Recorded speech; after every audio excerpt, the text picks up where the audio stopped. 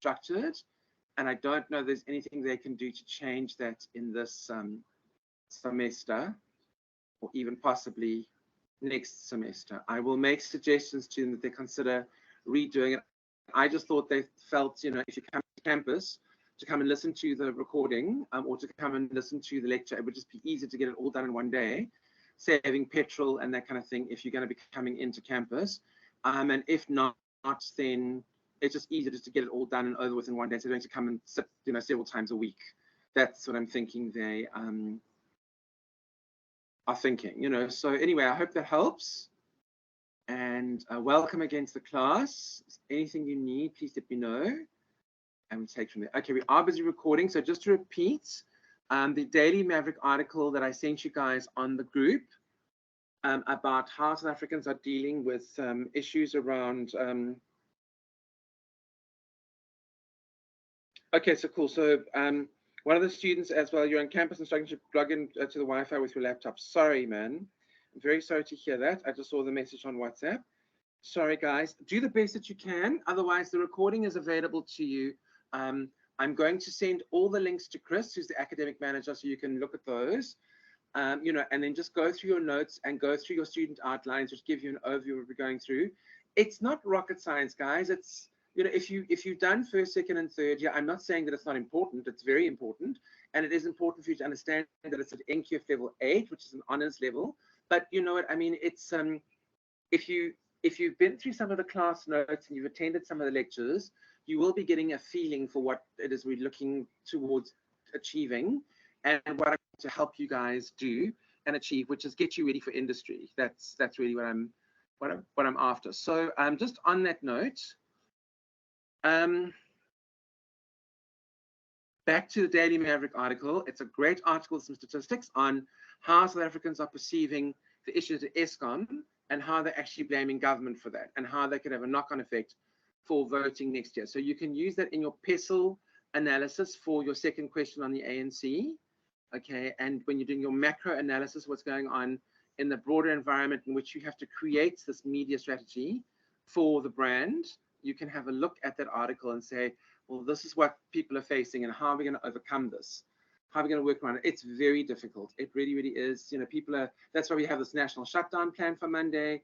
The EFF and people are saying to Ramaphosa should stand down. We've got this new inflated, very fat cabinet that's, you know, making a lot of money. It's very expensive, etc., etc. There's a new scandal I see now about some minister by the name of Kivit, with the surname Kivit, who has a fake qualification for the University of Fort Hare, implicated with some very shamed and disgraced professor from the University of Fort Hare, who is, you know, now being accused of, for handouts and kickbacks, accused of allowing cabinet ministers and the cadre or cadre, however you want to pronounce it, to start honors and master's degrees without doing undergraduate degrees first, etc., etc. And then, of course, you know, federal benefits and getting stuff passed and, you know, sent through, and it's all sort of very corrupt, I guess is the way you could put it. And that kind of, when that gets exposed in the media, that just infuriates people. I mean, I know it makes me upset. I mean, I had to live through 2 undergrad degrees. You know, I've just done 2 undergrad degrees now, and they're damn hard. I mean, even the second one, which I did after I'd finished my master's, was so much work, and it was so hard. So that I find very frustrating, and that would be something that would really, of course, the load shedding also, you know, annoys me because it's more difficult for me to get my work done. But, you know, so guys, you can see, think about your own experiences, speak to your family, you know, and then put all that information backed up with sources, academic and otherwise, into your assignment, and make your assignment this nice, robust, real world thing. I mean, that's why you've got one case study, which is, you know, just a made-up company, Mackey's Mechanics, that doesn't exist to my knowledge. Okay, then you've got 2 real-world examples. And the nice thing about Mackey's Mechanics, why I put that in, is because it gives you the opportunity to do something where I can control the variables. So I can manipulate the variables and then see how you guys respond. So that's why that question was included. But let's move on to today's work and discuss today's stuff. But really look at that article. It's very good, and let that article inspire you to help you with your stuff for for your assignment. Okay, so guys, what we're doing today is, you'll see, let me just go back up to the top of this over here. Okay, so obviously this is HIMM 432_1, Integrated Media Management. This is lesson 10, presented by me. So we've done 9 lessons so far. We didn't, technically speaking, do lesson 9 last week, which is a workshop. There is going to be a recording of it, but it really was just an overview of lessons 7 and 8. So because we ran out of time, because we got into such deep discussion, so you can go through it and have a look at it, but it was basically a prac workshop where you needed to come up with ideas around creating value chains for certain networks or certain industries within network, within media networks, and how those would affect your ability to phase into and connect to those networks in order to create for yourself an employment opportunity. Okay, so that was what we would have done last week. It was just an overview, so you didn't miss any work, and there is a recording for it. This week now we're going to focus on hits and misses, and then in the next class after this one finishes, we're going to focus on niches. So there's get hits and misses and then niches. Okay, so this is what we're going through in this session. So you can see we're looking at the acceleration of the hit model with the external strategic challenge that involves, what blockbuster content involves, existential uncertainties of media industry in the context of this, and why the hit model is harmful to the user-generated era. I actually saw there's a chappie that I not follow, but sort of half follow on YouTube, who was saying how creators have destroyed the music industry, or the creative industries. Very interesting. So guys, you will find lots of information about this online, and remember, you can use 1 or 2 YouTube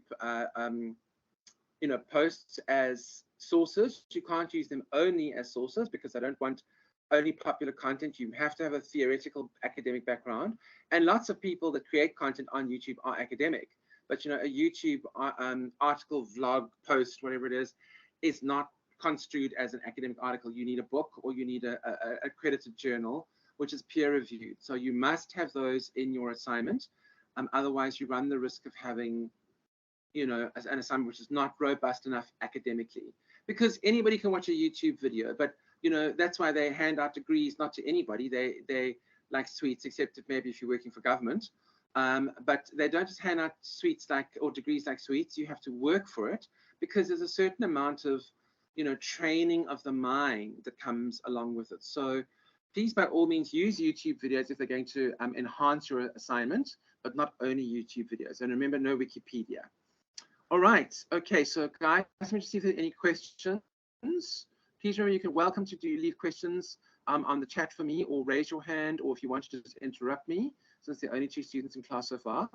Okay, let me just see if there are other messages on the crumbs. What have I done? Okay, that's weird. Okay, no more messages on WhatsApp, which is good. I'm glad I started the WhatsApp group. Thank you to a student for suggesting that. What have I done here? I've uncoupled this from, I don't know how to uncouple it. There we go. What happened there? Okay, so acceleration of the hit model. At the end of this lecture, you should be able to explain why films that are discussed in class are subjects. So guys, they're quite old movies, but I've also included some new stuff or new word stuff. We're going to discuss what happened at the Oscars a couple of days ago, just a little bit. Okay, so demonstrate an understanding that there are various types of creative content in media that have also displayed huge hits, not just film. They range from music to books to TV series and programs. Demonstrate the ability to critically analyze why certain films or books or other media content are not flourishing like some others. Demonstrate the ability to apply creativity as a media manager, because when working with creatives, it will be essential to try and to be objective, even though the content is subjective, because the objective is to produce something that will be liked by the greater audience. So there's a lot of objectives and subjectives in that sentence over there. But the point is, guys, you know what? You are dealing with creatives. You yourself are very creative. With creativity comes temperamentality, comes inconsistency, and comes a very changeable environment where you have lots of people who are constantly, the only constant is change. Everything is in flux, and you're dealing with lots of competition and it's all and very short attention span. So that can be overwhelming at times. What you just have to do is you have to continue to move forward and continue to produce work which will give you a salary, because again, as I said to you guys, you're offering a service that meets the needs of people. Okay, that's why you're at Boston. Boston is meeting your needs, offering you a service, which is lectures and accreditation towards a business degree, a Bachelor of Business Administration degree. Okay, that's a service being offered. That's why you're paying Boston lots of money, and that's a great thing. And we really try to deliver on that promise, and help you guys to feel that you got your money's worth. So that's my aim, is to help you guys with that. Okay, so moving along, demonstrate the link between creating content that will be accepted by a larger audience and having a marketing strategy that will help sell the content to also fulfill the economic aspect of the business.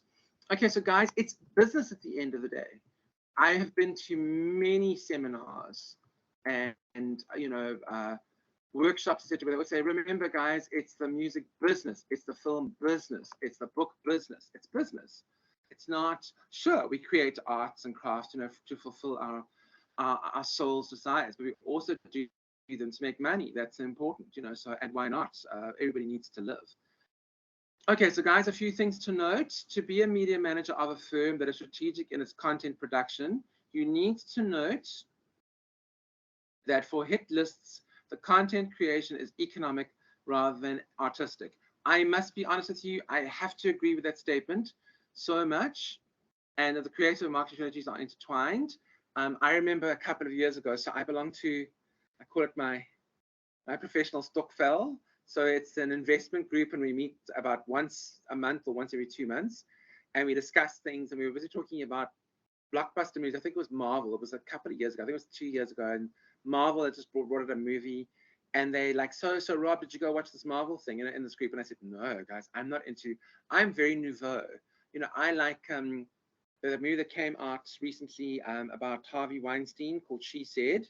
And when I actually ran around to the New Metro Cinema up the road from us, and they said, oh, no, it's only been on circuit for a week, and it's coming off circuit tomorrow because nobody wants to watch it. I'm like, oh, my goodness. It's my kind of movie. I would have been alone in that cinema. And it was the Cinema Privé or whatever it was. So it was like 200 Rand for a ticket. I'm like, oh, no, I'm not going to pay that. I'm sorry.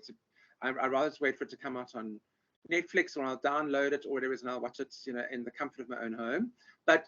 And the guys in this investment group said, oh, Rob, the kind of movie that you watch makes no money compared to, but I don't like this, Fast and the Furious Part 9, content where it's very popular. People will go and watch it en masse. It'll make, $500 million at the box office or $1 billion. But it's not really my thing. It's not really, I really like some cinema nouveau stuff, not art nouveau. Art nouveau is obviously a form of movie, but some stuff, not all of it, but I like very cerebral movies. I loved Spotlight. It was a very good movie. I've encouraged you guys to watch that. I love The Post. It was a very good movie. I watched an excellent movie the other night called Can You Forgive Me? Can You Ever Forgive Me? About a writer who was down and out on her luck, and she went and actually copied the writing style of letters of famous writers, put them in the stove to age the paper so it looked old, and sold them as forgeries. And she was caught, and she was not arrested, but she was summoned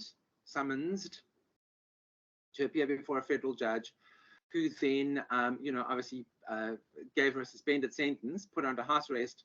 She was on probation for 5 years, and she had to pay back the people that she'd stolen from where she could. And she wrote a book about it, and that book actually was very successful. I know it became a hit, but that was such a grippingly interesting movie. And then just the other day, I don't know how popular it was, I watched The Eyes of Tammy Faye, which is a movie about Tammy Faye Baker, who with Jim Baker had this televangelism ministry in the United States in the 70s and 80s, and he obviously robbed the parishioners and people who had made these contributions. And she was collateral damage, and just such an interesting slice of life movie. But that's my kind of thing. It's not this blockbuster kind of vibe that's going to. So it really just depends. And there are certain movies that I'm going to rewatch, which is 25 years old this year. Schindler's List. No, sorry, it's 30. It's 30 years old this year. Schindler's List, which obviously is about the Holocaust, and Schindler, who saved about 1,200 Jews from been taken to the concentration camps. It's a huge success, very much a blockbuster, but that is rare when you get this really critically artistic movie that is also very successful. And you have to remember that Steven Spielberg, from what I understand, made that movie because he wanted it to be, he wanted to document, the destruction of the Jewish people by Hitler in the Second World War. And it was a really important cultural movie. And so, he didn't do it necessarily because he wanted it to be a critical and commercial success. He wanted to do it to document things, but it was very important from my perspective. You may personally feel, that what Israel is now doing in Palestine, I see South Africa has downgraded our diplomatic status with Israel, and we're not happy about the fact that you are practicing apartheid in Palestine. I am all for a two-state solution. I very, very much feel that, let's check if there's anything on the group. I'm all for a two-state solution, and I very, very, very much feel that Israel should not be putting settlers into the West Bank. That's my feeling on the matter. But, that's really and truly up to them. Let me see over here. Okay, no more messages on the group. Okay, so guys, or Annalena, just you and me at the moment. It's so much of what we look at, you have to weigh up creativity versus commerciality. And sometimes they're on the same side of the scale. Sometimes they're on opposing sides of the scale. I mean, I know, and Annalena, you might know this. There's a movie from 2008 called Cadillac Records with Beyonce in it. And I think the movie's budget was $12 million. And I don't think they did very well at the box office. But it's such a fantastic movie about the start of rock and roll with Beyonce in it. Beyonce financed the movie. It's got Adrian Brody in it, who's an Oscar winner. He won his Oscar for The Pianist in 2002, I think. Such a really good movie about the roots of rock and roll, the history of Black people and how they helped rock and roll to flourish in the United States, how they had an effect on hip hop and on rap in the modern era. It's such a good movie. I used to use it as a set work for students when I lectured for a while at another college. It was a set work that I made the students study and then write an assignment on. Such a good movie. So you often get that a movie is historically or culturally significant and needs to be preserved in the future, but is not necessarily going to make a lot of money. Another very good example of that, let me just go back to the notes, Annalena, for you.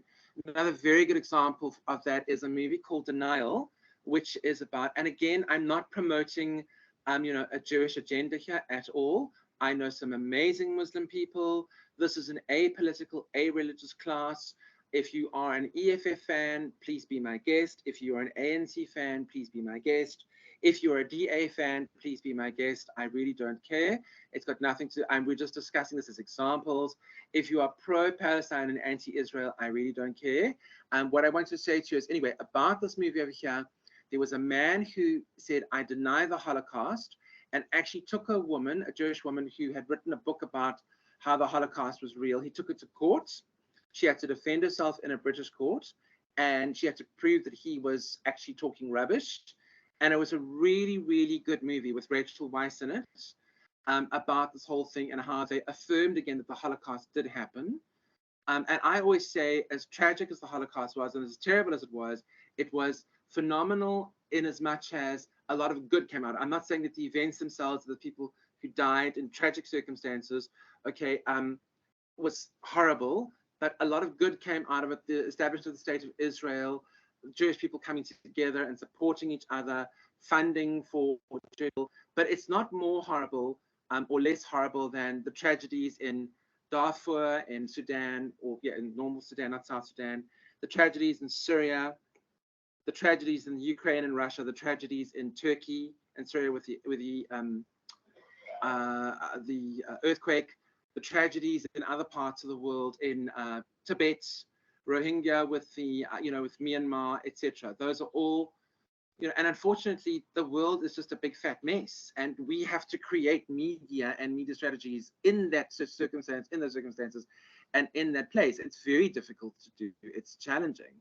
Okay, so remember point number 2, as a media manager, you need to work very closely with content creators that focus on bestseller books and use that as a measurement of what would be appealing to a greater audience in terms of film.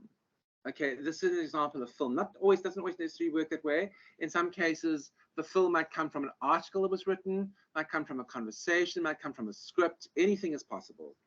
Okay, but the whole thing is, remember, you will probably get a brief from client, and client then needs to provide you the brief, and you need to create your media content and your media strategy around that, which can include film. Film's a great example of of good media. I mean, let's say, for example, somebody did a film. I always thought it would be an excellent film. They got Gavin Hood, South African producer, who did Tsotsi, which we're going to discuss a little bit on just now. So Gavin Hood did, if he did a movie on Solomon Linda, who wrote The Lion Sleeps Tonight, that was taken by the Americans, turned into a huge hit, and Solomon Linda's family got very little money from that and actually lived in poverty. His daughters died of AIDS. His grandchildren, were living in poverty and didn't have anything because he'd written this huge hit and he didn't get any of the money from it. And the South African government stepped in and, they helped to ensure that eventually his family got some money from it. Very interesting, very good case study. Excuse me. And in terms of that, that would make a really good movie, and the ANC, for example, or whatever, could use that as a political mouthpiece to show how the government has done some good, to try and offset the negativity around Eskom, or etc., etc., etc. Okay, so let's have a look at Black Panther. Onalena, I must be honest with you, I haven't seen it. Onalena, have you seen it? What did you think of the movie? Do you want to just give me a rundown on what you thought in the chat, because this is supposed to be an interactive class where we sort of chat to each other and not just always me talking and talking and talking. And just also, whilst you're busy chatting and thinking on Lena, just to let you know, we're switching over to Cole Campus. Probably from next week. I need to speak to Chris, who's the academic manager, because Teams is not working very well for classes. We can't really have proper discussions. We can't, and I think it takes up a lot of bandwidth. So students, you don't really watch movies. Okay, cool. Well, thanks, Don Lena, for letting me know. It's very good. At least you're disciplined, because movies can take up a lot of time. On Lena, do you watch TV at all? Or are you very disciplined and you don't watch TV, which is very, very good. I must say I admire you and respect you for that, because I am an absolute junkie. I love a good movie. I love a good TV series. I find them, and I have to stop myself from watching too much content, because they can make you very unproductive, and you spend half your life becoming a couch potato, instead of, achieving things with your own life and creating your own content. So what do you watch any TV? I barely watch. Wow. On Lena, is that just because you're busy, or because I see you crying? You sent me a crying emoji there. Is that just because you're busy, or because you're just not really a fan of the visual medium, the audio visual medium? I'd love to know. And if it's because you don't have the time, that's fine. But how do you discipline yourself not to watch? I'm very curious. You've piqued my curiosity now. I'd love to know your thoughts on this.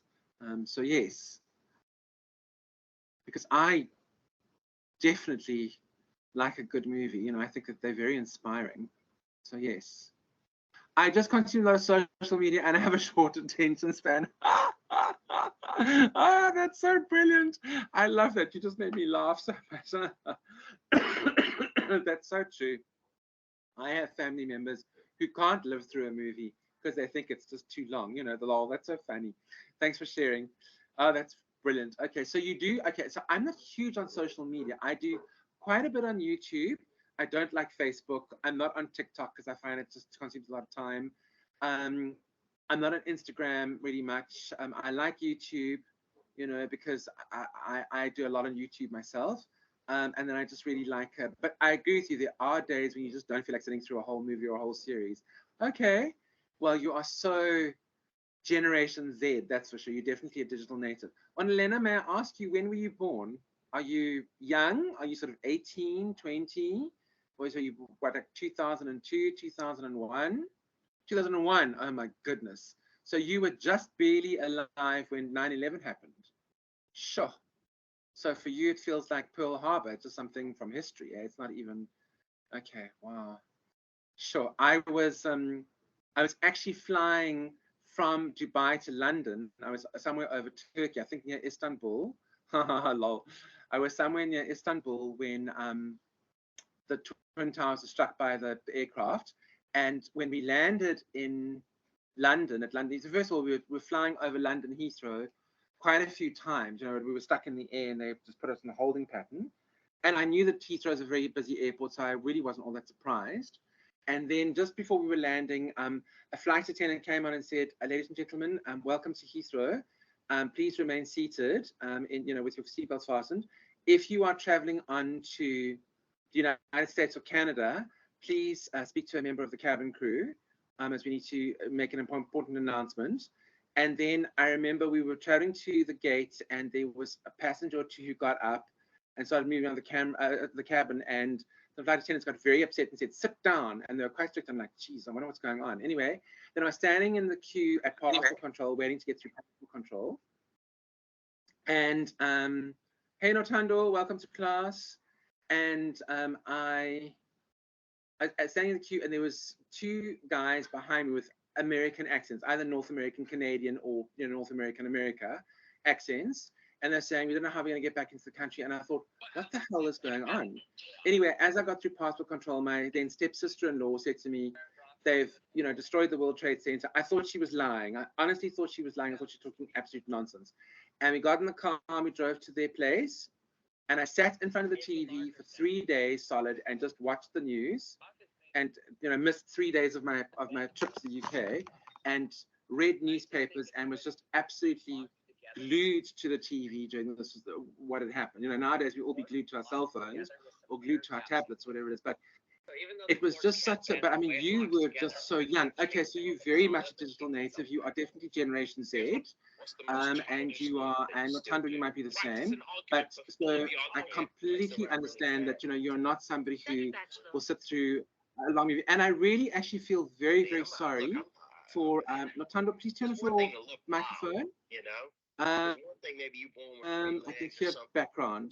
And I'm nothing special. I'm a healthy 8. I'm an 8. I got a big nose. I got a gender neutral hairstyle. Got a short neck. I got medium arms. I'm coming in lackluster in a lot of places. Okay, I can hear. I'm trying to turn you off of a here. young black girl with Down syndrome. But I can I got them hips like that. I got them, got that DS. Yeah. Yes. Can I turn you off here? Yes. I mean, I'm. There's one thing to look wild, There's one thing maybe you born with 3 legs or something. That sounds like she's listening to a movie in the background. I'm multitasking. Okay, let me just see what's happening here. Now this thing is really slow. Okay,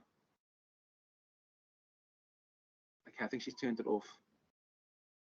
Okay. It died. Lena, can you still hear me? My system sounds like it's died.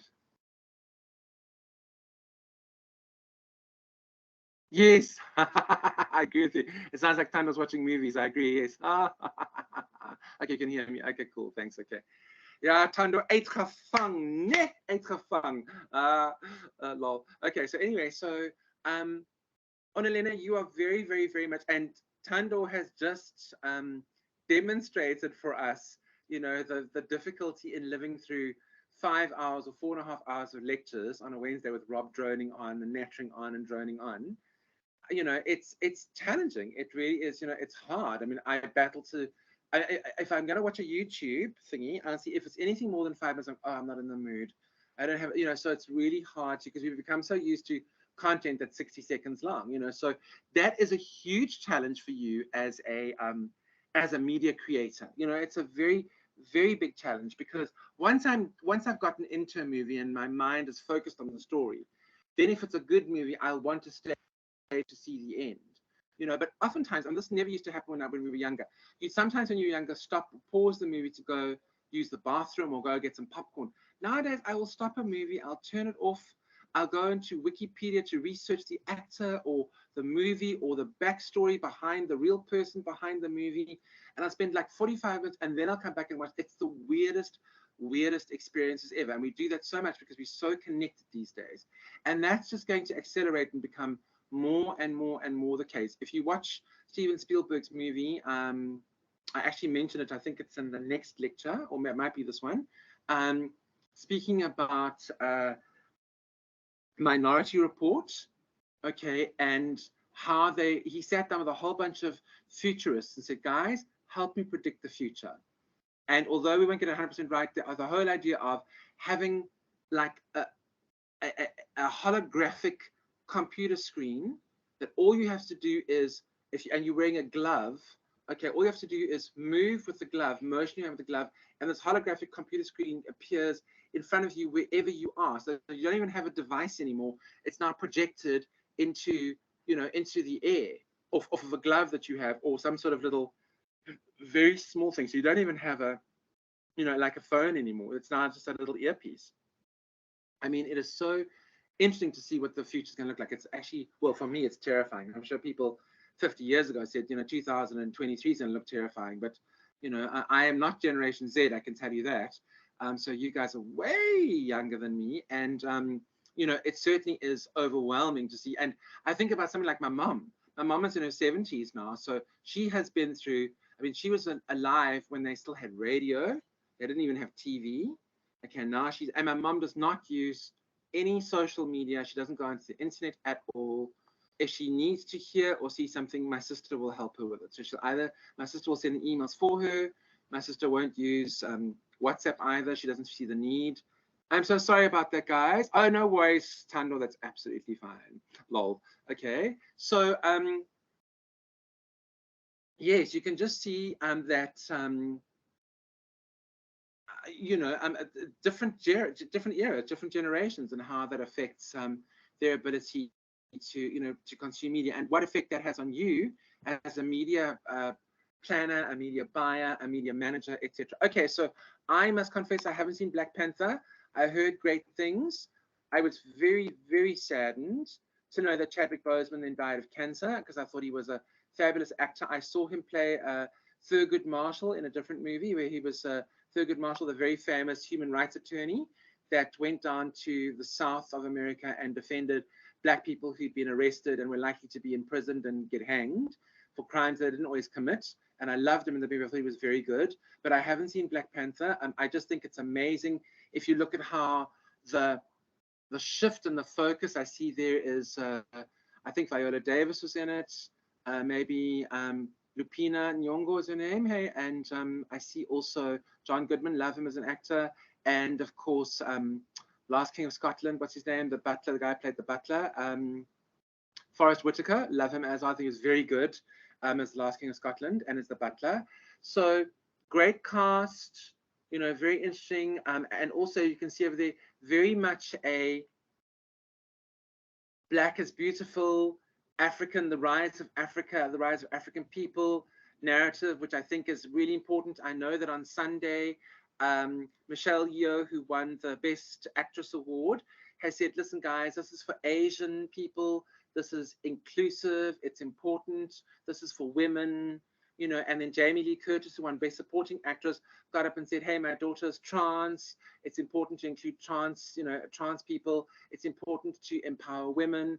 Women actors are still earning less than men. It's not fair. Black actors, apparently Jessica Chastain, I went on and I watched The Help the other day as well, which was a fabulous movie in the same vein as Hidden Figures.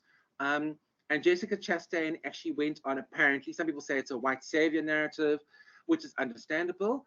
She went on and she said, listen, I want to make sure that Octavia Spencer, who then won the Oscar for her role, is getting equal pay.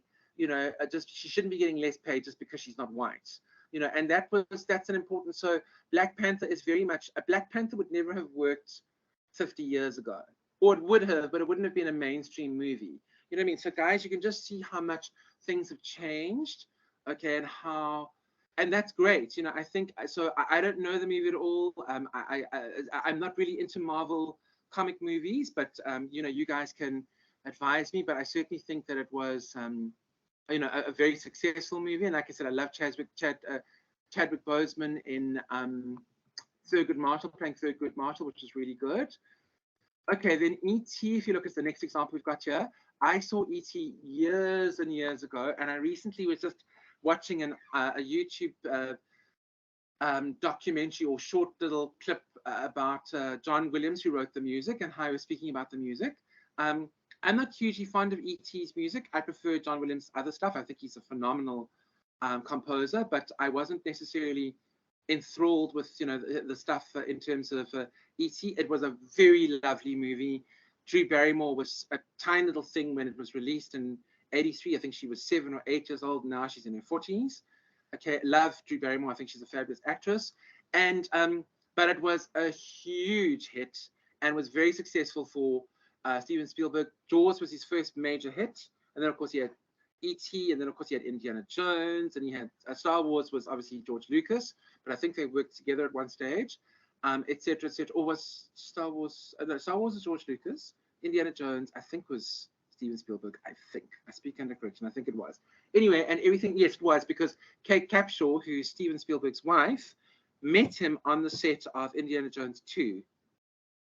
Okay, so it is Steven Spielberg, but you can see, guys, I mean, these are, and you can see over this as well, and this is something that I would love to discuss with you guys if I was in front of you in a class.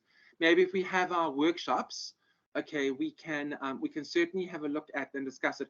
I'd like to speak to you about American hegemony or American cultural dominance, and how I've seen a whole bunch of things now. They're speaking about the rise of China and East versus West, and obviously the global North versus the global South. We've raised those points in class before, and the honest to goodness truth is that,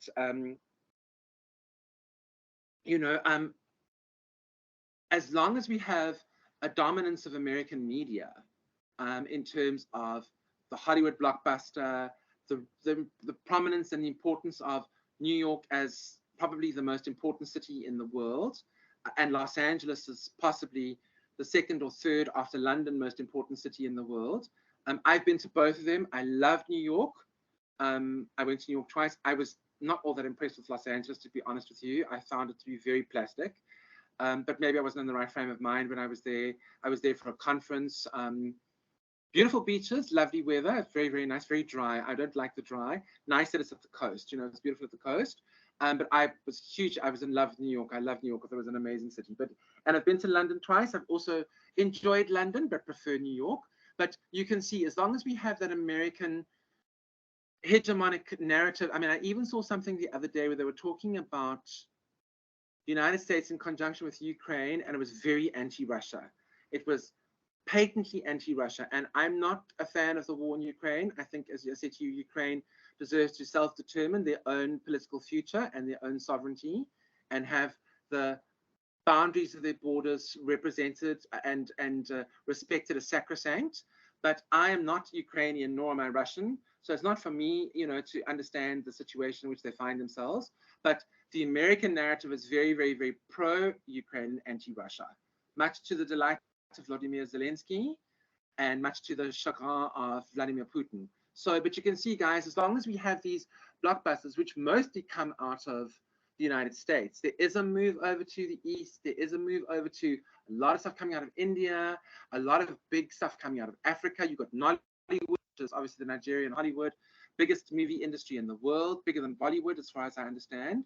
Huge numbers, but those are not what we see in the mainstream. You can see them on, you can see them on, DSTV, but they're not mainstream things. How does that affect, our the way we perceive America? If you guys saw a movie, which you probably haven't, let me just see that you're all still here and not dying of boredom.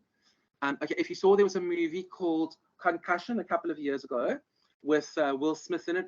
Very good movie. Loved it. Such a good movie, where he is a doctor. He's playing a Nigerian doctor.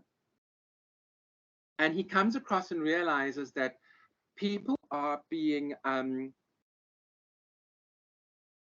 damaged, brain damaged. They're becoming brain damaged by playing football, American football. Okay, and he then goes and reveals this information to the authorities, and he gets such a huge backlash because people are attacking the American sport. He gets this huge backlash because he's black, because he's foreign, etc. And he says, when he's speaking to his wife, they're sitting there in one of the parts of the movie, he's sitting there on the side of the river, I think, in Pittsburgh with his wife or his girlfriend, fiance, soon to be wife. And he said, you know, when I was growing up, there was God, and then just below God was America. And that's the way we saw things in Nigeria. There was God, and then just below God was America. And that is what a lot of people believe. They still look up to and admire and respect America. I do. I'm a huge fan of the United States. Been there twice. It's a wonderful country. I would go back again to visit. I have family who live there. It's stunning, stunning country. Loved it. So, you know, I'm a big fan. But I also know that in South Africa, we are very, very, very culturally biased by our affiliation to the United States and by the fact that we are a former British colony. That's why we speak English. That's why, you know, we, you know, are a Western style democracy with a capitalist, you know, mostly capitalist, you know, economy, free market economy with some very strange underlying socialist, communist, you know, bits and pieces because of politics, which is fine. I'm not mocking it, whatever it is. You know, it's you can make some very good money investing in South African stocks and bonds. You know, so although the rand is obviously very weak and getting weaker, but you know, it has its pros and its cons. But we are very influenced, guys, by the narrative that comes out of the United States. That's what I'm saying, and how that affects what we think. I know I'm very Western in my thinking. I'm very, you know, I'm pro EU, I'm pro the UK, I'm pro the United States. You know, I'm curious. I would love to go and visit China. I guess I'm suspicious of China a little bit. You know, I don't know what's the whole you know, COVID-19 coming out of maybe a Chinese laboratory. I don't know if that's true, if that you know, it's because it's created so much havoc in the world. The Chinese spy balloon of the United States, etc., etc., etc. But think about it. Think about your own biases that have been brought about by the media. I'm not saying that we are massively brainwashed by the media, but they can certainly influence us based on our existing beliefs and belief structures. Okay, so that's important for you to consider. Okay, so what would you say are the characteristics of a Hollywood blockbuster? I think this is great for us to have the discussion. So I'm going to throw the floor open, Tando, to you and Onalena. What would you guys say?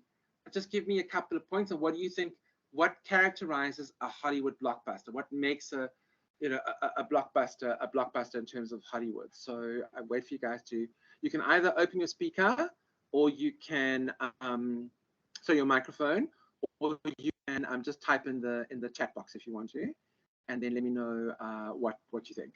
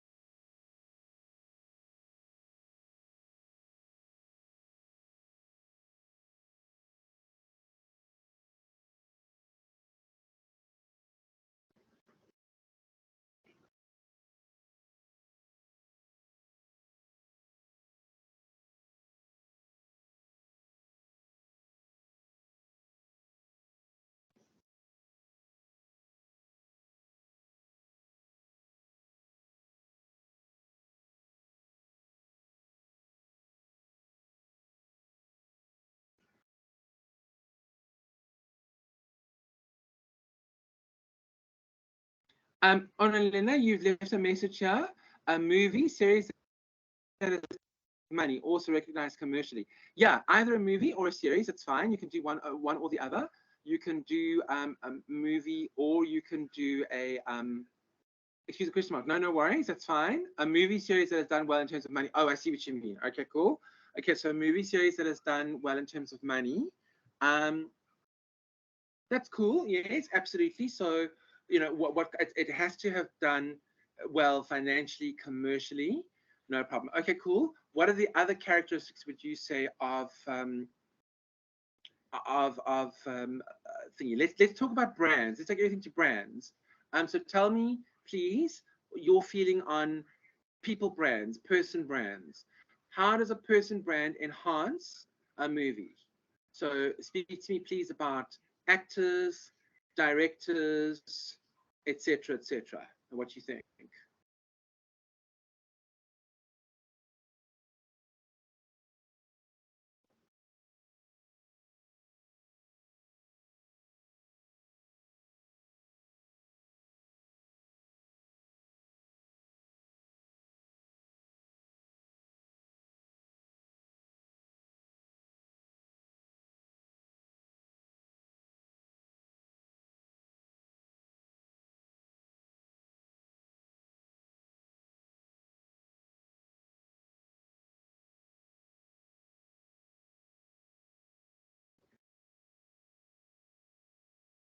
Onalena, I see you typing furiously. Thank you. I appreciate that. Waiting for you to respond. It's going to be very dreary for the people who have to watch this thing afterwards, but unfortunately, that's the way these things go. Hey, so interesting to see how things are going to change when we switch to Cold Campus, but we'll see what happens. Excuse me.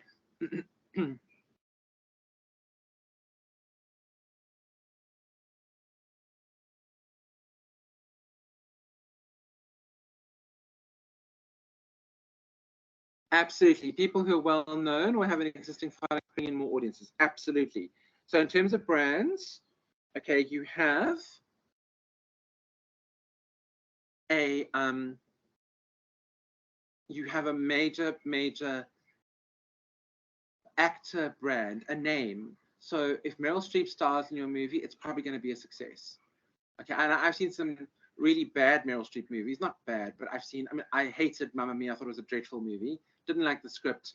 Love ABBA's music. Don't like the movie. I thought it was a dreadful story line and plot. I thought it was awful. But if it's got Meryl Streep in it, it probably will be good. If it's got Viola Davis in it, it's probably going to be good. If it's got then if Steven Spielberg is directing it, it's probably going to be good. I've seen. I mean, the last few movies. I didn't like Ready Player One. I thought that was not that great. I don't know. The Fablemans apparently is all about Steven Spielberg's life story, told in a fictionalized account. But I absolutely loved The Post. I thought it was a brilliant movie. I loved Bridge of Spies. I thought it was brilliant. Um, if it's got Tom Hanks in it, I probably will watch it because I love him. I think he's an excellent actor that gives a lot to the audience. Spotlight, like I said, was actually done by Tom McCarthy. Very good. He's a good actor, but he's a fabulous producer and director, excuse me. And then anything with Dan Futterman in it, also excellent. Okay, Annalena is still busy furiously typing. Thank you, Annalena. Nice to have your participation in class. Tando, if you want to jump in, please feel free to join us.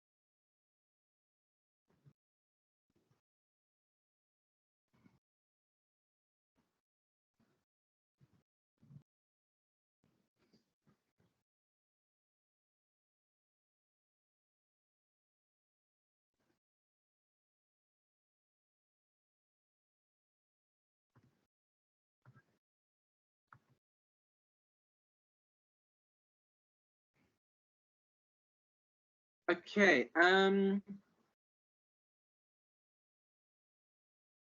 On Leonard, to answer your question, I must be honest with you. I haven't seen anything by Tyler Perry, to my knowledge. I might have inadvertently seen it, but I don't think I've seen it. Necessarily. I know that Meghan Markle wanted him to be Archie or Lilibet's godfather. I think that's what I heard, because I have a family member who's very interested in the royal family and watches royal family YouTube stuff.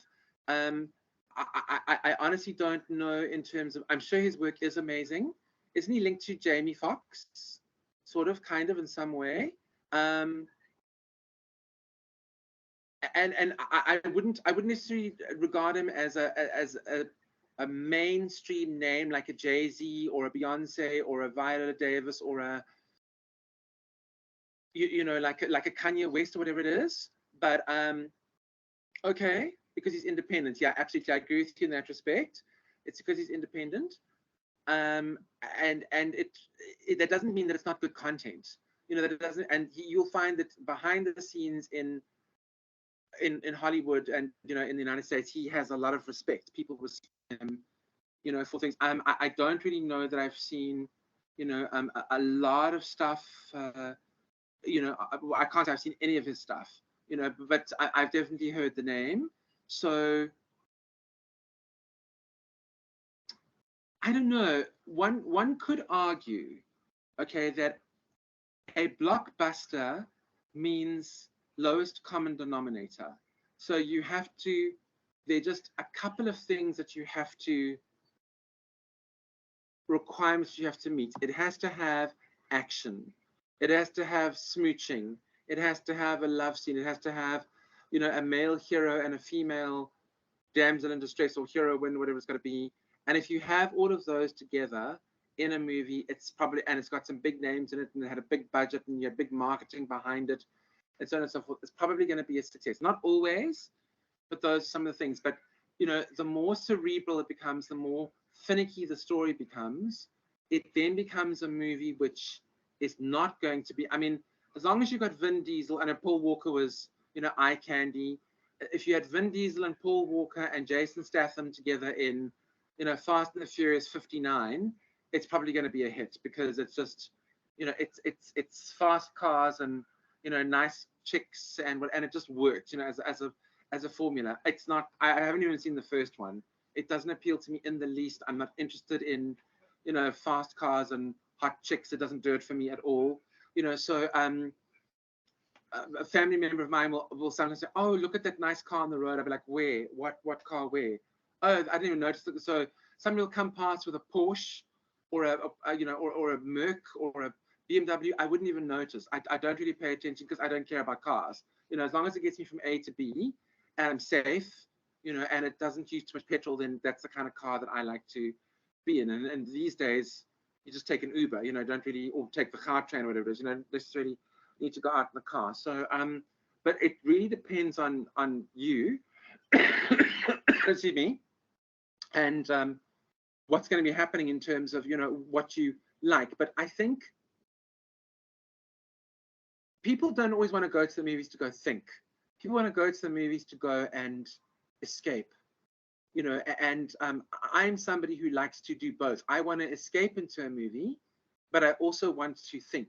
I want the movie to give me something to think about. And if it's just mindless action, I mean, for example, we went and watched Puss in Boots the other day at the movies. It's great fun, and it's kiddie orientated, and it was a fun movie.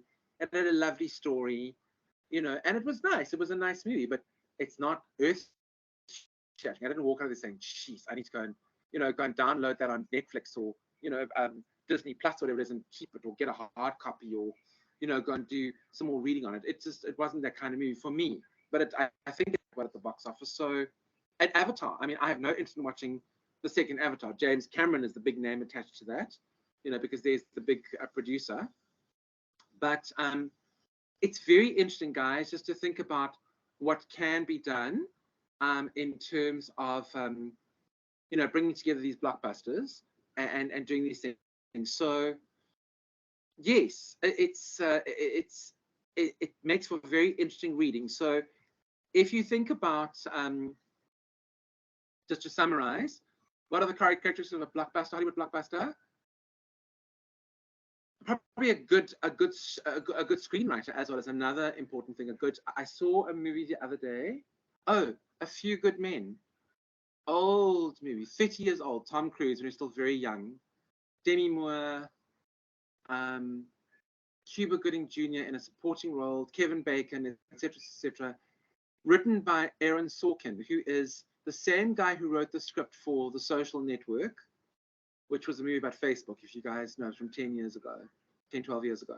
And he is a very well-established, well-known scriptwriter. If you come with a good script, it could end up potentially being a good movie. I mean, think about it. There is so much interesting stuff that's come out of South Africa, for example. I mean, I know Jennifer Hudson did a movie where she was playing Winnie. It wasn't a very well-known, well-received movie.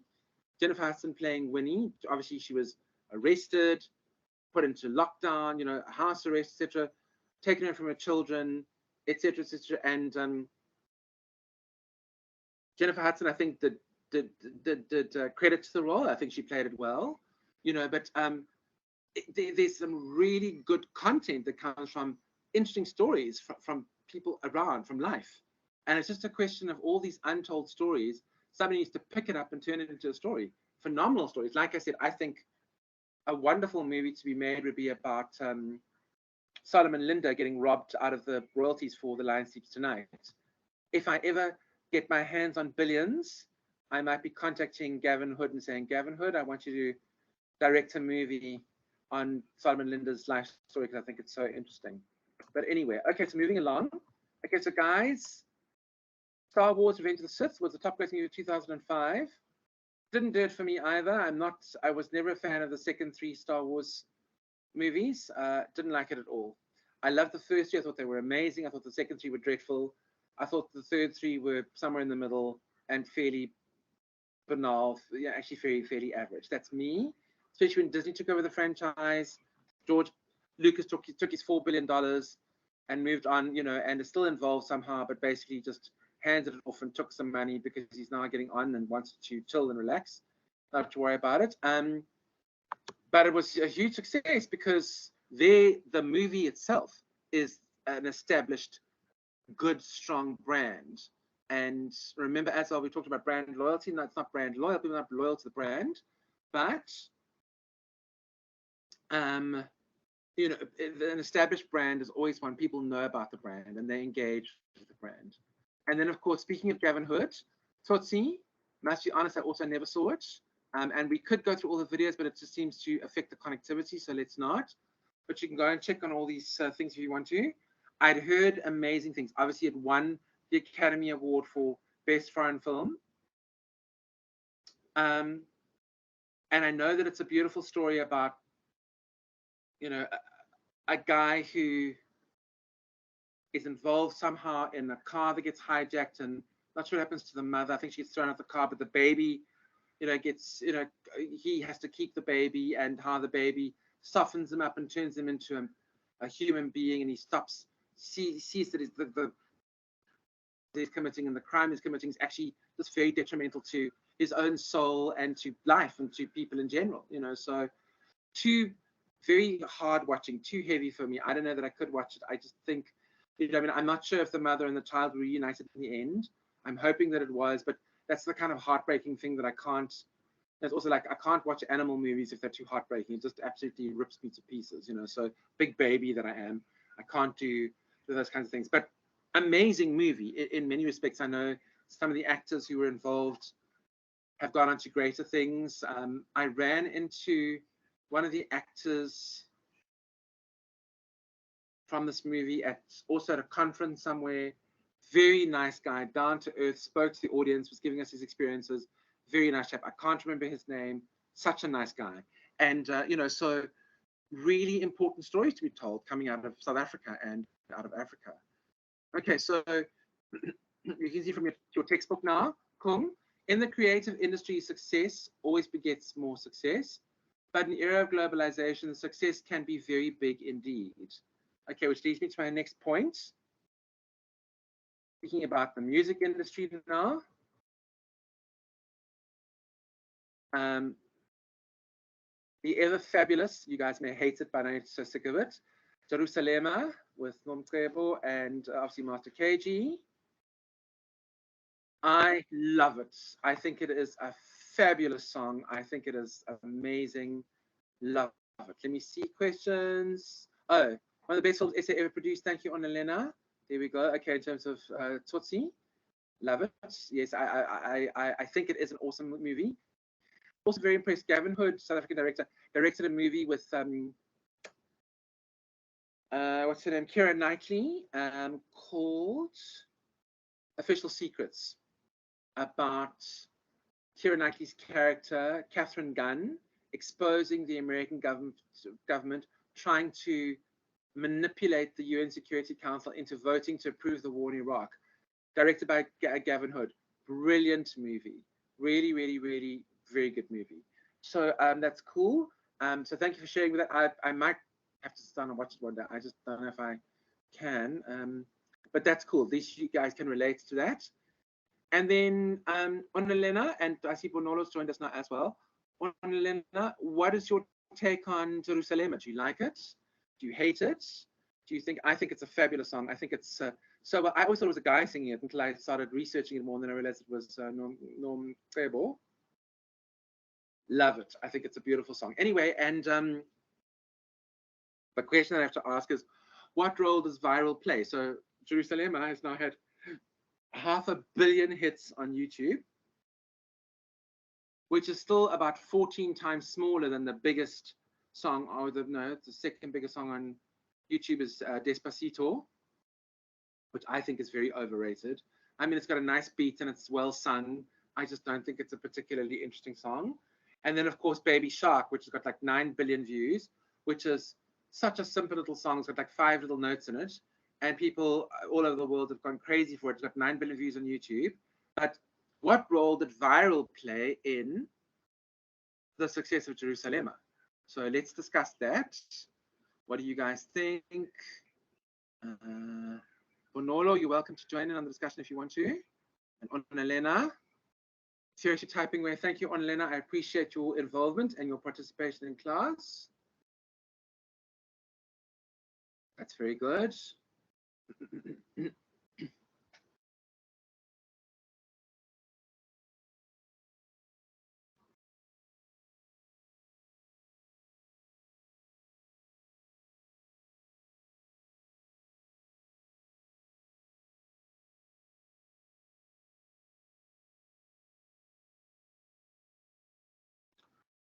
Somebody else has joined in. Let me just see what's happening here. How do I switch back to that screen? Let me just see here. Oops.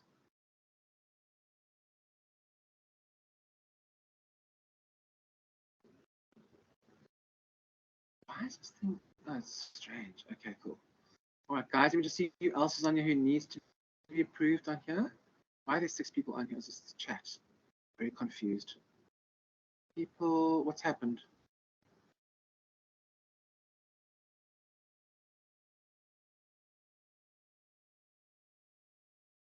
Oh, what happened? Where are all my people gone?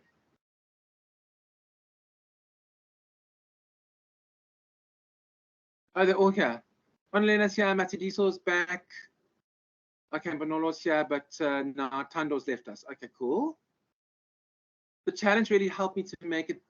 Oh, absolutely. That's what I was looking for. That is the stuff that I was looking for. Let me just find that chat again.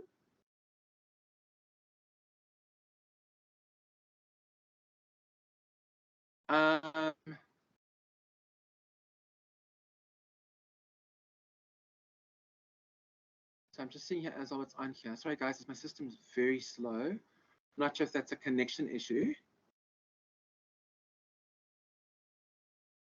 So it's Matidiso's here. Mabalane was here for a bit. There might be Chris undercover. Lol. That could be Chris undercover. Okay, that's fine. So Matidiso's here. Bonolo's here. Onlena's here. And Tando was here. Not sure if she's still here. Anyway, okay, so getting back to the chat, Onlena, that's exactly it. The challenge. That's what made it excellent. I have to agree with you. That's really actually what brought the whole thing together. And it is the power of, you know, people just catching on to something. So I watched my favorite challenge watch is the Austrian Airlines chicks and guys doing it with their, you know, it's because obviously they're all very European, and they do the dance perfectly, and then they get dressed in their dirndls and their lederhosen, which is the traditional thing. Mabalani's account. I was trying to log into my. Okay, cool. No worries. Thanks, Annalena. No, cool. No issues. That's absolutely fine. Thanks for letting me know. I have to agree with you, Annalena. I think that you know, the challenge, like I said, I watched the Austrian Airlines one. It was so good, and then you just saw how catchy it was.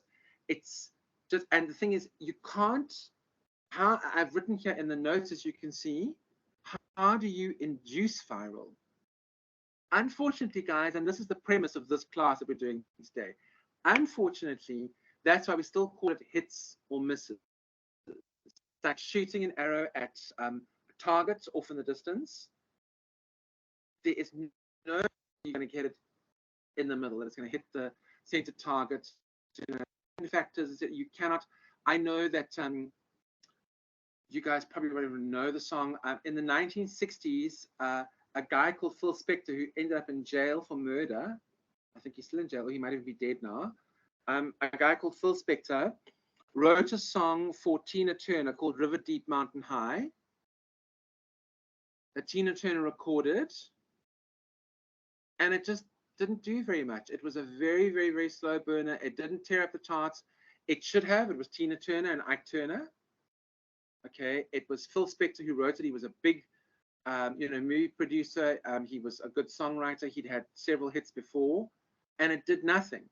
Then years and years and years, like 30 years later, Celine Dion did a remake of it, and that then became a hit, to my knowledge. I think it was not her biggest hit by any stretch, but it was certainly more prominent. But there is no way to control what becomes a hit and what becomes a miss. I was in a conference where Randall Abrams from Idols was speaking, and he said people were lambasting him in the group. You know, they were saying to him, "Listen, Mr. Abrams, Mr. Randall, fancy man, Mr. Wannabe Simon Cowell, where are your idols? Because nobody in South Africa who's won idols has done anything with their music career. They all just fade into obscurity. So, you know, what?" And he said to everybody, he said, "Listen, guys, if I knew the secret to what creating hits was, I'd be sitting on an island somewhere, rolling in the trillions, you know, fanning my feet at the water and getting some guy to, you know, bring me drinks, margaritas all day, because I wouldn't need to ever work again." So that's the whole thing, guys. Nobody knows that the song is going to become. You can put your best foot forward, you can do as much as you can, but there's no guarantee that something that should potentially be very good, you know, on paper is going to translate across to the audience. You just don't know. So how do you induce viral? Well, some people will say you need 4 elements to make something go viral. You need cute kids for animals, you need something that's extraordinary, you need something that's very different, or you need something that has like a very isn't that amazing kind of thing. You know, that sort of, those are the elements. So really taking it back to branding, you need something that is completely different, that's completely new, and that doesn't necessarily mean that it's going to work well with an audience. It also needs to have something that's relatable. It's very hard to tell, guys. It is a less than exact science, but yeah, I mean, look, for example, rewinding 15 years, it's 15 to almost 20 now, I think. Malaika with Destiny, another song I absolutely love, such a great song. When I first heard it, I thought it was a remake. I thought it was like a 60s song. And then I found out that it was the South African group that had done, and I was like, oh, that is an amazing song. But there was no guarantee that they were going to have that success. And then they had that success, and they've never really had anything since then that was, I know one of the members died, as far as I recall.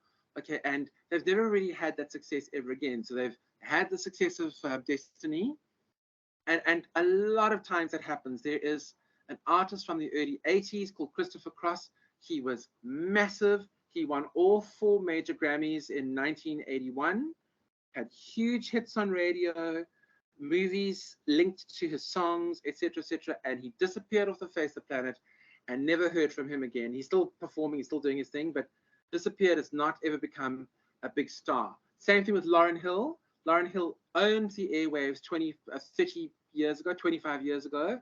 She was all over the place. She did Sister Act 2, blah, blah. She did Killing Me Softly, Miseducation of Lauryn Hill. And where is she today? Nowhere. And then you get Norah Jones, came onto the scene, burst onto the scene, huge, massive album, won the Grammys, raked them and walked away, and then just disappeared. Versus somebody like Adele, who's had consistent success over time and has repeated that success, or Ed Sheeran, who was initially not successful, worked hard, became successful, and sustained his success. Now you've got Billie Eilish doing her thing. Is she going to continue to be successful? And Olivia Rodrigo and Ariana Grande and, you know, Taylor Swift is doing her thing, and so on and so forth. Nobody knows, guys. You can just put the art out there, and this applies as much to movies and to music and to books. Dan Brown, who wanted to be in the music industry, was unsuccessful, and then he went and wrote what's it called, The Da Vinci Code, which I think is such a load of rubbish. I thought it was such a trashy movie, and I'd never read the book. People loved it. They absolutely ate it up. He became a huge star. Look at Harry Potter, also something that I have absolutely no interest in. Okay, blew up, made her huge. And then J.R.R. Tolkien, who was born in Bloemfontein, here in dearest South Africa, and lived here, was bitten by a spider. And they say that's what he had, these weird dreams and these weird visions that helped him to create, because obviously the spider bit him. And he lived, I think he was born in Bloemfontein in like 1853 or something like that, and then moved to the UK when he was, and then of course wrote all these books that then years and years and years after his death then became these big blockbusters, Lord of the Rings. Okay, but guys, you can see it's very hard to control these hits and to know what is going on. Let me just see if there's any more discussions. No. Okay, so Bonolos logged off again. Matsidi is still here. Okay. All right, guys. So then that is Jerusalem. Let's see. Okay, so the external strategic challenge. Question. Oh, Bonolo's back. Okay, cool. Bonolo. Bonolo back in.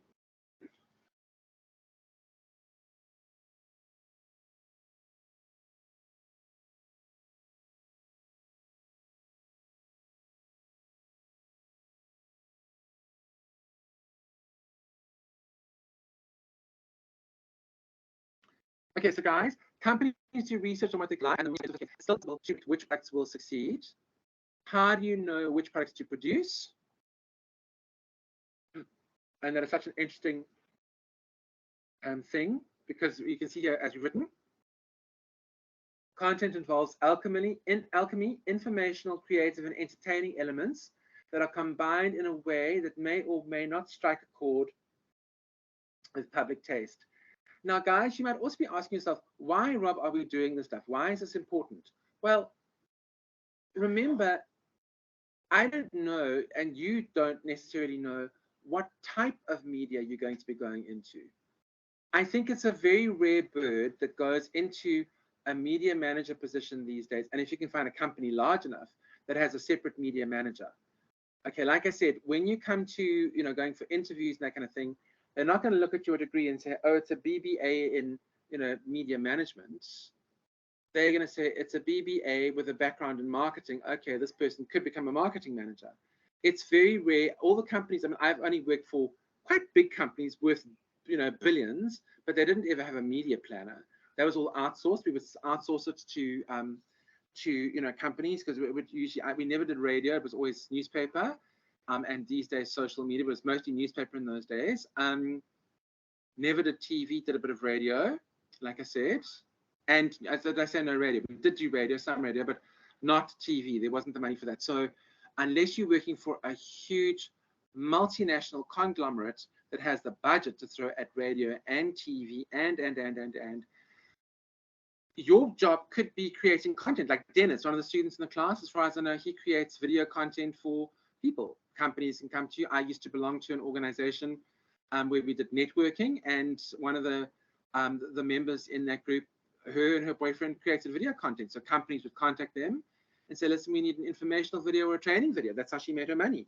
That, and she was a PA, you know, she's a virtual online assistant. So there are lots and lots of ways for you to manifest. So you may never be in or be interested in wanting to be a Hollywood blockbuster kind of person. It may be your dream and your desire, but it may not be.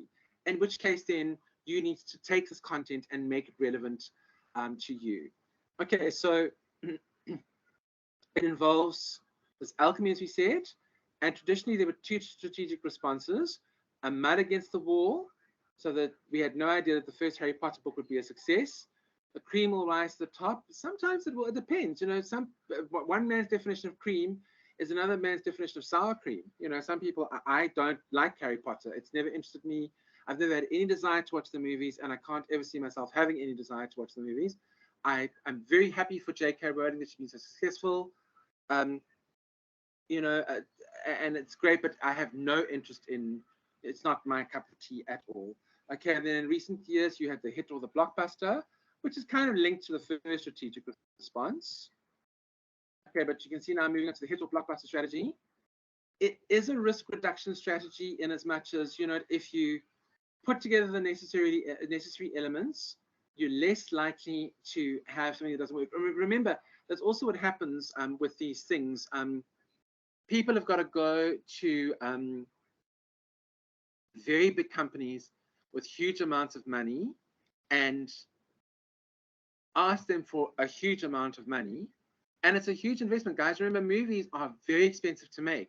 You've got to pay the actors, you've got to pay the director, you've got to pay all the crew, you've got to build the sets, you've got to go on location shots, you've got to do all the editing, you've got to do the music composition. It's huge. So if you're spending, 10, 12, $20 million, convert to rands, okay, 400 million rand almost, okay, on a movie, it can sink you. It can destroy you financially. Can you imagine the pressure? So you want to be able to go in and say, listen, this is a huge financial investment, but it's also going to show a return. Okay, so blockbusters are increasingly dominating the revenues of the largest media firms. And how they do it these days, I mean, when was the last time you went to the cinemas? I feel sorry for the cinema chains. I really do. I think the days of, unless they're getting massive rental reductions from from shopping centres. New Metro and Ster-Kinekor days are probably very limited. Ster-Kinekor was in bankruptcy. They declared insolvency and they went into bankruptcy, as far as I recall. Okay, and they're wanting to, they streamline, they close certain cinema complexes down, etc., etc. But I have not been to a movie house probably for 20 years that I saw it crammed to the rafters and packed full chocolate block, 600 people in a cinema watching a movie. Not since the days when Ster-Kinekor had their half-price Tuesdays, and this is all before the rise of the internet. It's like we can see as well, there are no more CD shops. They are gone. You can now go into a Cash Crusaders or a Cash Converters and buy a DVD for 10 Rand. Okay, and now there's some that even selling them for 5 Rand. You can still get CD vinyls having a resurgence. Tapes are dead. Okay, I was quite surprised that I have a tape with some stuff on it that I actually want to convert. I went and saw you can actually buy a tape converter, that converts to USB or converts it to MP3 and then on a USB so you can upload to your computer, which is great. Okay, but guys, those industries, there was a DVD shop in Bedford Center in Joburg. Oh, no, sorry, it was Killarney Mall. Sorry. Killarney Mall, the most fabulous DVD shop. You could find the most exquisite old or new movies there that were these very obscure movies. They didn't sell at Musica or any of those stores, and they shut it down. They had to close it because they were making absolutely no money. They couldn't afford to pay their rent. And some sadness, but you now got to go look for that content online. Okay, so the more chance you have of having a blockbuster, the more likely you are to be able to recoup your costs, to pay your actors, because an actor's still going to be expected to be paid. Okay, and a director's still going to be expected to be paid. Where are you going to find that money?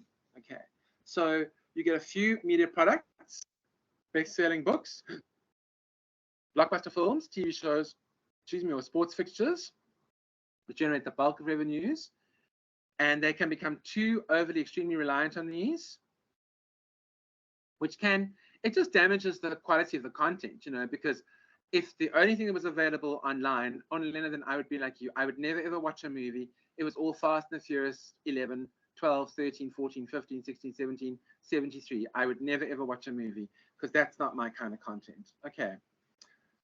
They pay a lot more money, or a lot of money, to top content creators, and then spur demand by spending aggressively on promotions. That's what Vogel says.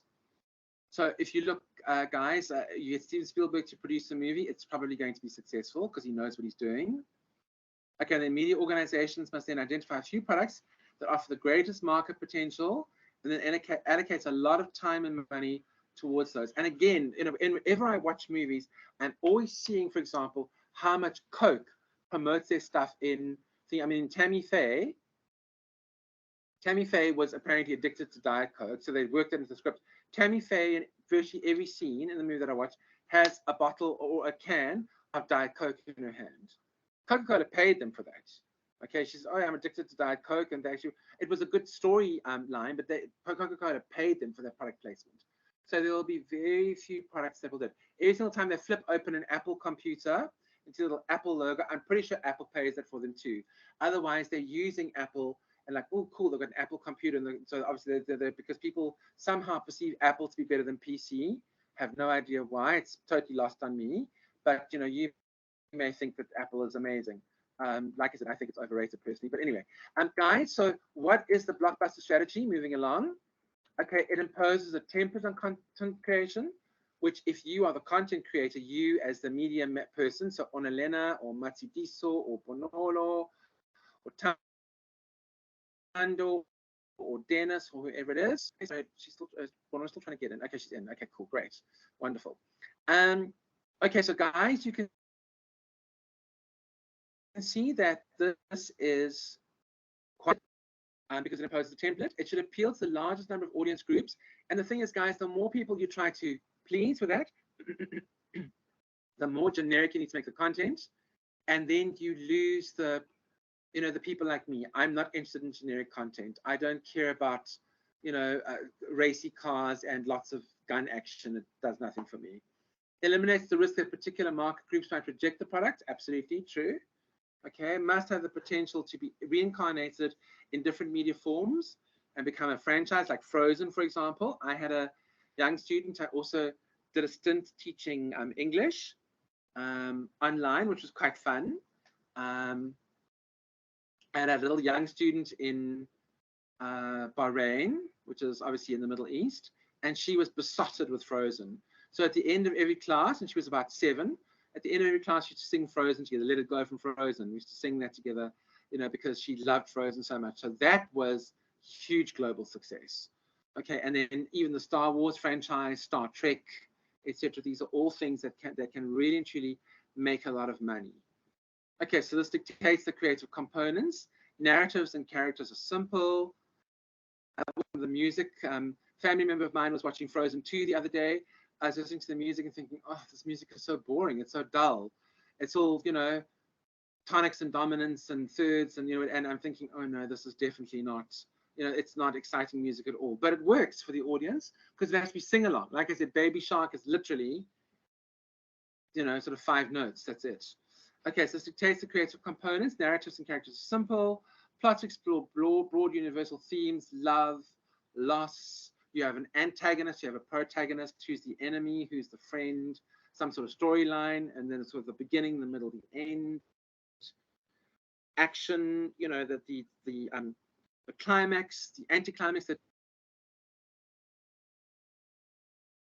and then the happy song at the end.